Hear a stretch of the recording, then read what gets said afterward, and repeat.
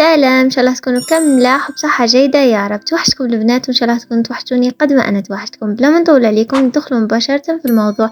أنا مايا وفكرة القناة أني نجرب وصفات ومنتجات مختلفة ونحط لكم النتيجة مع الصور قبل وبعد. واليوم راح نحكي لكم عن تجربتي مع بعض كريمات الترطيب المخصصة للبشرة، وأي واحدة فيهم تستاهل أنك تشتريها وتجربيها. نبداو بكريمة الترطيب هذه واللي السعة تاعها 200 ملي وسعرها 65 ألف. تلقايها متوفرة عند الكوسميتيك والفارماسي. من المكونات الأساسية تاعها فازلين وجليسيرين وبارافين، واللي مدولك ترطيب عميق وجد فعال للبشرة تاعك.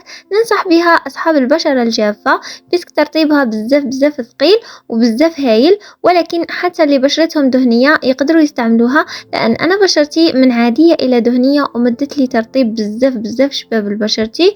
هما ذاكرين من مميزات تاعها أنها تساعد في علاج حب الشباب، والله أعلم. فإذا كنت جربتيها من قبل خلينا رايك فيها مع نوع بشرتك. ودوك نحكي لكم على تجربتي مع هاد زوج كريمات ترطيب من لامارك كاليدير، واحدة صباحية والثانية ليلية. بالنسبة للصباحية عادية جدا، ترطيبها بزاف خفيف، حسيتها تصلح للناس اللي بشرتهم دهنية لأن ترطيبها بزاف خفيف. هي العلبة شوية صغيرة، يعني ماهيش من هذوك المنتجات اللي تحكم لك مدة شوية مليحة.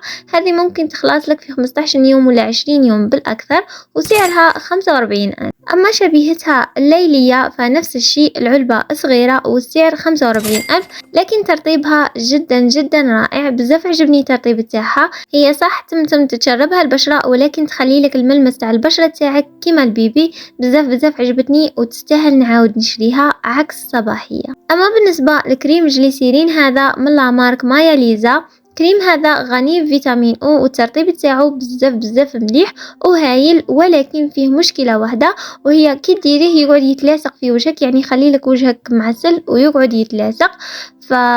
هذه الحاجة الوحيدة اللي ما عجبتنيش فيه، ولكن ترطيبه بزاف هايل ويعطي إحساس بالنعومة للبشرة. كريمة الترطيب هذه تاع فينيس واللي غنية بفيتامين او، أنا نعتبرها أفضل بديل عن كريمة ترطيب نيفيا سوفت للناس القوية واللي مازالها صامدة أمام المقاطعة. كريم هذا ترطيبه متوسط خفيف وتمتم تشربوا البشرة ويعطي إحساس بالنعومة للجلد. بزاف هايل وغني بفيتامين او، والأهم من هذا أن كل هذه المواصفات وسعره 30 ألف فقط. يستاهل تشريه وتجربيه، ولكن للناس اللي بشرتهم دهنية إلى عادية. الناس اللي بشرتهم جافة هو ترطيبه بزاف خفيف وما راحش يفي بالغرض. هذو الكريمات اللي جربتهم واللي ننصحكم انكم تشروهم وتجربوهم وتشوفوا النتائج تاعهم.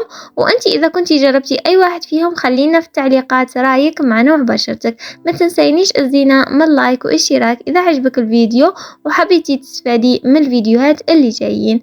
دمتم في رعاية الله وحفظه. سلام.